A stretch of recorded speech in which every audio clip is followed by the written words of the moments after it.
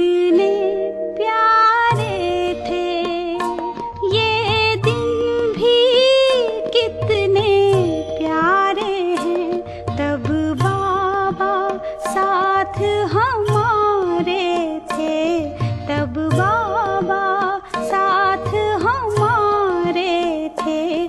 बाबा अब भी साथ हमारे हैं। वो दिन कितने प्यारे थे ये दिन भी कितने प्यारे हैं। वो दिन कितने प्यारे थे।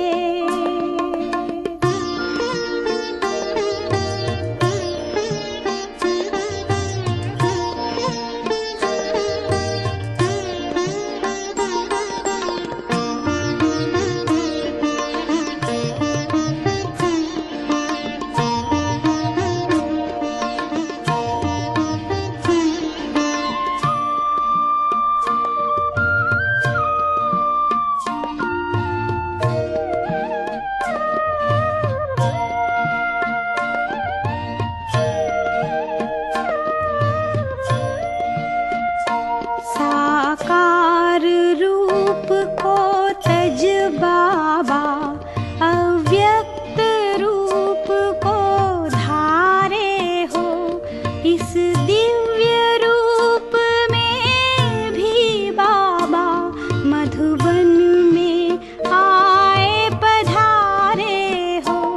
अमृत वेले नित उठते ही आ मिलते बाह पसारे हो।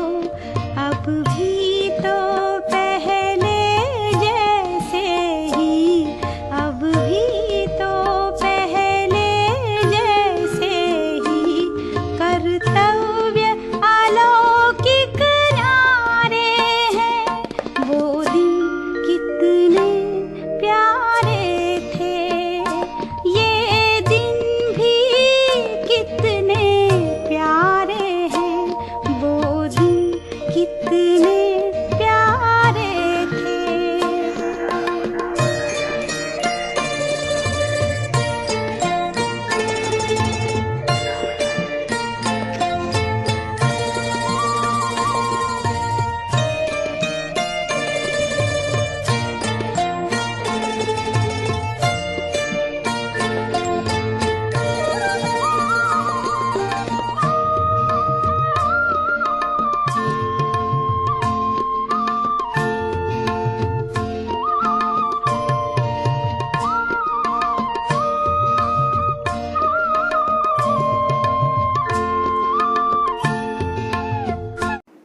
ओम शांति। Good morning. 2 दिसंबर 2022 प्रातः मुरली। मीठे बाबा, भोले बाबा बोले, मीठे बच्चे, इस पढ़ाई में आवाज़ की आवश्यकता नहीं। यहाँ तो बाप ने एक ही मंत्र दिया है कि बच्चे चुप रहकर मुझे याद करो। प्रश्न: जिन बच्चों को ईश्वरीय नशा रहता है उनकी निशानी क्या होगी? उत्तर: ईश्वरीय नशे में रहने वाले बच्चों की चलन बड़ी रॉयल होगी। मुख से बहुत कम बोलेंगे। तीसरा, उनके मुख से सदैव रत्न ही निकलेंगे। वैसे भी रॉयल मनुष्य बहुत थोड़ा बोलते हैं।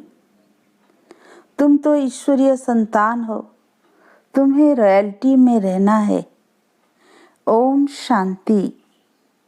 बेहद का बाप बैठ बेहद के बच्चों को समझाते हैं। ऐसे तो कोई होता नहीं जो कहे कि बेहद के बच्चों प्रति समझाते हैं। बच्चे समझते हैं कि हमारा बेहद का बाप वो है जिसको शिव बाबा कहते हैं। यूं तो बहुत मनुष्य है जिनका नाम शिव होता है, परंतु वह कोई बेहद का बाप नहीं। बेहद का बाप एक ही है जो परमधाम से आया है। उस निराकार को ही पुकारते हैं। उनको भगवान कहा जाता है। ब्रह्मा विष्णु शंकर देवता है। भगवान जो परम धाम में रहते हैं वह सब आत्माओं का बाप है। तुम कोई गुरु गोसाई आदि के आगे नहीं आए हो। तुम जानते हो कि हम बेहद बाप के आगे बैठे हैं। बेहद का बाप मधुबन में आया है। वो लोग कहते हैं श्री कृष्ण मधुबन में आया, परंतु नहीं, बेहद के बाप की ही मुरली मधुबन में बजती है। बाप समझाते हैं, मैं कल्प कल्प संगम युग पर आता हूँ, न कि युगे युगे यह भूल कर दी है। जो कहते हैं युगे युगे आता है। यह जो भी शास्त्र आदि हैं यह सब भक्ति के हैं, ऐसे नहीं कि यह अनादि है। बाबा ने समझाया है, यह सागर और पानी की नदियाँ अनादि है ही, बाकी ऐसे नहीं कि भक्ति अनादि है। तुम जानते हो सतयुग त्रेता में भक्ति होती नहीं, भक्ति शुरू होती है द्वापर में। बेहद का बाप जो ज्ञान का सागर है वह इस ब्रह्मा द्वारा बैठ ज्ञान सुनाते हैं। सूक्ष्म वतन में तो नहीं सुनाएंगे, बाप यहाँ सन्मुख बैठ समझाते हैं। तब तो गाते हैं दूर देश के रहने वाले। तुम जानते हो हम आत्माएं ब्रदर्स हैं, दूर देश के रहने वाले हैं। वह गाने वाले तो कुछ भी समझते नहीं। तुम मुसाफिर हो, दूर देश से आए हो पाठ बजाने। तुम जानते हो यह कर्म क्षेत्र है, यहाँ हार और जीत का खेल है। यह भी बाप समझाते हैं। सब मनुष्य चाहते हैं शांति मिले। शांति कोई मुक्ति धाम के लिए नहीं कहते, यहाँ रहते शांति मांगते हैं, परंतु यहाँ तो मन की शांति मिल न सकी। सन्यासी लोग शांति के लिए जंगल में चले जाते हैं। उनको यह पता ही नहीं कि हम आत्माओं को शांति अपने निराकरी दुनिया में ही मिल सकती है। वह समझते हैं आत्मा ब्रह्म अथवा परमात्मा में लीन हो जाती है। यह भी नहीं समझते कि आत्मा का स्वधर्म है ही शांत। यह आत्मा बात करती है, आत्मा रहती है शांति धाम में, वहाँ ही उसको शांति मिलेगी। इस समय सबको शांति चाहिए। सुख को कोई सन्यासी मानते नहीं, निंदा करते हैं, क्योंकि शास्त्रों में दिखाया है कि सतयुग त्रेता में भी कंस जरासंधी थे। लक्ष्मी नारायण को भूल गए हैं, तमो प्रधान बुद्धि हो गए हैं। बाप कहते हैं मैं हूँ निराकार, वो लोग कहते हैं परमात्मा नाम रूप से न्यारा है। एक तरफ महिमा गाते हैं, फिर कहते हैं सर्वव्यापी हैं। जब नाम रूप से न्यारा है फिर सर्वव्यापी कैसे होगा? आत्मा का भी रूप जरूर है। कोई कह न सके आत्मा नाम रूप से न्यारी है। कहते हैं भ्रकुटी के बीच चमकता है आत्मा सितारा। तो आत्मा ही एक शरीर छोड़ दूसरा लेती है। परमात्मा पुनर्जन्म नहीं लेते। जन्म मरण में मनुष्य आते हैं। यह है तुम्हारी पढ़ाई। पढ़ाई में कोई बाजा गाजा नहीं बजाते। तुम्हारी पढ़ाई होती है सवेरे, उस समय मनुष्य सोए रहते हैं। वास्तव में तुमको रिकॉर्ड बजाने की भी दरकार नहीं है। हम तो आवाज से परे जाते हैं। यह तो निमित्त सबको जगाने के लिए बजाने पड़ते हैं। मुरली पढ़ने अथवा सुनने में आवाज बाहर नहीं जाता है। पढ़ाई में आवाज होता ही नहीं है। बाप बैठ मंत्र देते हैं, बच्चे चुप रहकर मुझे याद करो। यहाँ कोई गुरु आदि तो है नहीं जो बैठ एक एक को कान में मंत्र दे, फिर कह देते हैं किसी को नहीं सुनाना। यहाँ तो वह बात नहीं है। बाबा तो ज्ञान का सागर है। यह है गीता पाठशाला। तो पाठशाला में मंत्र दिया जाता है क्या? तुम जब किसी को पर्सनल समझाते हो तो रिकॉर्ड बजाते हो क्या? नहीं, क्लास में भी ऐसे समझाना है। चित्र भी सामने है। जिसने कभी नक्शा ही नहीं देखा होगा तो क्या समझेंगे कि इंग्लैंड नेपाल कहाँ है? अगर नक्शा देखा होगा तो बुद्धि में आएगा। तुम बच्चों को भी चित्रों पर सारा ड्रामा का राज समझाया गया है। यह नॉलेज ऐसी है जो बिगर चित्रों के भी समझा सकते हो। मनुष्यों को भगवान का कुछ भी पता नहीं है। कल्प की आयु तो लंबी चौड़ी कर दी है। अब तुमको बाबा ने समझाया है, तुमको फिर औरों को समझाना पड़े। 4 युगों का 4 हिस्सा करना पड़े, फिर आधा आधा करना पड़े। आधा में नई दुनिया, आधा में पुरानी दुनिया। ऐसे नहीं कि नई दुनिया की आयु बढ़ी देंगे। समझो कोई मकान की आयु 50 बरस है तो आधा में पुराना कहेंगे। दुनिया का भी ऐसे हैं। यह सब बाप ही आकर बच्चों को समझाते हैं। इसमें गीत गाने व कविता आदि सुनाने की दरकार नहीं। हम संगम युग के ब्राह्मणों की रस्म रिवाज बिल्कुल ही न्यारी हैं। किसी को पता नहीं है कि संगम युग किसको कहा जाता है। रस्म रिवाज बिल्कुल ही न्यारी है। किसी को पता नहीं है कि संगम युग किसको कहा जाता है। संगम पर क्या होता है तुम जानते हो। दूर देश के रहने वाला बाप पति दुनिया में आए हैं। ब्रह्मा विष्णु शंकर का दूर देश नहीं है। दूर देश है शिव बाबा का और आत्माओं का। हम सब निराकारी दुनिया में रहने वाले हैं। पहले है निराकारी दुनिया, फिर आकारी, फिर साकारी।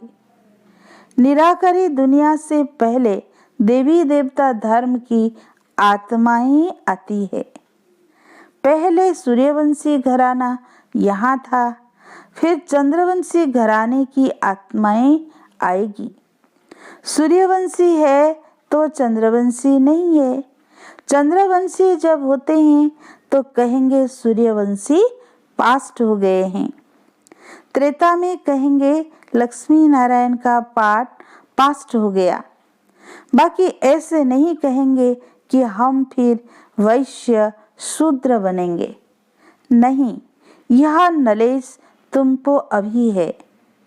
बाप तुमको चक्र का राज समझाते हैं। भल उन्होंने त्रिमूर्ति बनाया है परंतु शिव को डाला नहीं है। शिव को जाने तो चक्र को भी जाने। शिव को न जानने के कारण चक्र को भी नहीं जानते। गाते हैं दूर देश का रहने वाला, परंतु जानते नहीं कि भगवान ही पतित पावन है। तुम जानते हो हमारा यह बहुत बड़ा यज्ञ है। उस यज्ञ में तिल जौ डालते हैं। यह है राजस्व अश्वमेध रुद्र ज्ञान यज्ञ। इस यज्ञ में सारी पुरानी दुनिया की सामग्री स्वाहा होनी है।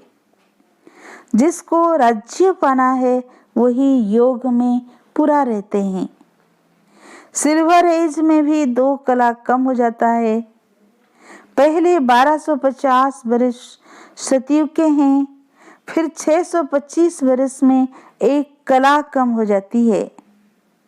उतरती कला है ना, त्रेता में और भी खाद पड़ जाती है। अब तुम बच्चों को समझाया जाता है जितना बाप के साथ बुद्धि योग रखेंगे तो खाद निकल जाएंगे, नहीं तो सजा खाकर फिर सिल्वर एज में आ जाएंगे। श्री कृष्ण को सब प्यार करते हैं, झूला झुलाते हैं। राम को इतना नहीं झुलाएंगे। आजकल तो रेस की है, परंतु यह कोई नहीं जानते कि लक्ष्मी नारायण ही छोटेपन में राधे कृष्ण हैं। राधे कृष्ण पर बहुत दोष लगाए हैं, लक्ष्मी नारायण पर कोई दोष नहीं। श्री कृष्ण तो छोटा बच्चा है। बच्चा और महात्मा समान कहते हैं। महात्मा लोग तो संन्यास करते हैं, श्री कृष्ण तो पतित था ही नहीं जो संन्यास करे। छोटा बच्चा पवित्र होता है, इसलिए उनको सब प्यार करते हैं। पहले है सतो प्रधान, फिर सतो रजो तमो में आते हैं। श्री कृष्ण को सब बहुत बहुत याद करते हैं। बाबा का मनमना भव मंत्र तो बहुत नामी ग्रामी है। देही अभिमानी बनो, देह के सब धर्म छोड़ो। यह ज्ञान तुम कोई भी धर्म वाले को दे सकते हो। बेहद का बाप कहते हैं, अल्लाह को याद करो। आत्मा अल्लाह का बच्चा है। आत्मा कहती है खुदा ताला, अल्लाह साईं। जब अल्लाह कहते हैं तो जरूर आत्मा का बाप निराकार है, उनको ही सब याद करते हैं। अल्लाह कहने से जरूर नजर ऊपर जाएगी। बुद्धि में आता है कि अल्लाह ऊपर में रहता है। यह है साकार सृष्टि, हम वहां के रहने वाले हैं। बाप कहते हैं हम भी मुसाफिर, तुम भी मुसाफिर हो, परंतु तुम मुसाफिर पुनर्जन्म में आते हो।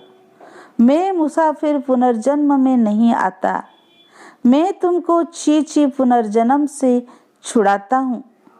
इस रावण राज्य में तुम बहुत दुखी हो, तब तो मुझे बुलाते हो। बाप कितनी अच्छी अच्छी बातें तुमको समझाते हैं। बच्चे, अभी खेल पूरा होता है, यहाँ बहुत दुख है।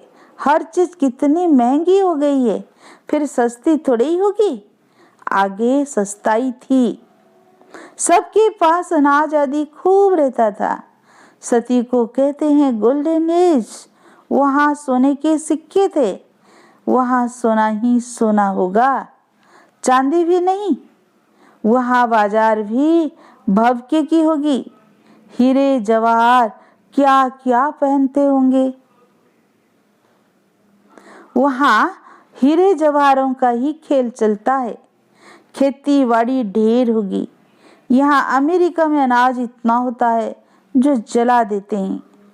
अभी तो जो बचत होती है वह बेच देते हैं, भारत को दान करते हैं। भारत की गति देखो क्या हो गई है। बाप कहते हैं मैंने तुमको कितना राज्य भाग्य दिया था। तुम्हारा देवी देवता धर्म बहुत सुख देने वाला है। उनको ही कहा जाता है गोल्डन एज। मोहम्मद गजनी भी कितने हीरे जवाहरों के माल लूटकर ऊंट भरा कर ले गया। कितना माल उठाया होगा, कोई हिसाब थोड़ी ही कर सकेंगे। अब तुम फिर मालिक बन रहे हो। एक मुसाफिर सारी दुनिया को हसीन बनाने वाला है। कब्रिस्तान को बदल परिस्थान स्थापन करते हैं। यहाँ तुम बच्चे आए हो रिफ्रेश होने, मुसाफिर को याद करते हो। तुम भी मुसाफिर हो। यहाँ आकर 5 तत्वों का शरीर लिया है। सूक्ष्म वतन में 5 तत्व होते नहीं। 5 तत्व यहाँ होते हैं जहाँ तुम पाठ बजाते हो। हमारा असली देश वहाँ है। इस समय आत्मा पतित बन गई है, इसलिए बाप को पुकारते हैं कि आप आओ, आकर हमको पावन बनाओ। रावण ने हमको पतित बनाकर काला कर दिया है। जब से रावण आया है तो हम पतित बने हैं। अब समझते हैं जरूर, हम पावन थे तब तो याद करते हैं, हे पतित पावन आओ। कोई तो है जिसको बुलाते हैं। बच्चे बाप को बुलाते हैं, ओ गॉडफादर। उनका नाम ही है हेवनली गॉडफादर, तो जरूर हेवन ही रचेगा। बाबा ने समझाया है पढ़ाई में बाजे गाजे की दरकार ही नहीं है। बाबा ने कह दिया है कोई अच्छे अच्छे रिकॉर्ड है जो बाबा ने बनवाए हैं। तो जब देखो उदासी आती है तो अपने को रिफ्रेश करो। भले ऐसे ऐसे गीत बजाओ, परंतु जितना आवाज कम करेंगे तो अच्छा है। रयाल मनुष्य कम आवाज करते हैं, मुख से थोड़ा बोलना है, जैसे रत्न निकलते हैं। तुम ईश्वर के बच्चे हो तो कितनी रॉयल्टी, कितना तुम्हारे में नशा होना चाहिए। राजा के बच्चे को इतना नशा नहीं होगा जितना तुमको रहना चाहिए। अच्छा, मीठे मीठे सिकी लधे बच्चों प्रति माता पिता बाप दादा का याद प्यार और गुड मॉर्निंग। रूहानी बाप की रूहानी बच्चों को नमस्ते। हम रूहानी बच्चों की रूहानी बाप दादा को याद प्यार गुड मॉर्निंग, नमस्ते नमस्ते, शुक्रिया प्यारे बाप दादा, शुक्रिया शुक्रिया। धारणा के लिए मुख्य सार। फर्स्ट पॉइंट, अपने को सदा रिफ्रेश रखना है, मुख से रत्न ही निकालने हैं। कभी उदासी आदि आए तो बाबा के बनवाए हुए गीत सुनने हैं। सेकेंड पॉइंट, देही अभिमानी बनने की प्रैक्टिस करनी है। याद में रह खाद निकालने का पुरुषार्थ करना है। आज का वरदान, एक की याद में मन को एकाग्र कर, मनमना भव रहने वाले एवर रेडी संपूर्ण भव। सदैव स्मृति में रखो कि हर समय एवर रेडी रहना है। किसी भी समय कोई भी परिस्थिति आ जाए, लेकिन हम एवर रेडी रहेंगे। कल भी विनाश हो जाए तो हम तैयार हैं। एवर रेडी अर्थात संपूर्ण। संपूर्ण बनने के लिए एक बाप दूसरा न कोई, यह तैयारी चाहिए। मन सदा एक की तरफ मनमना भव है तो एवर रेडी बन जाएंगे। एवर रेडी होकर सेवा करो तो सेवा में भी सहयोग मिलेगा, सफलता भी मिलेगी। आज का स्लोगन, बाप की 1000 गुना मदद के पात्र बनना है तो हिम्मत के कदम आगे बढ़ाओ। बाप की 1000 गुना मदद के पात्र बनना है तो हिम्मत के कदम आगे बढ़ाओ। अच्छा, ओम शांति।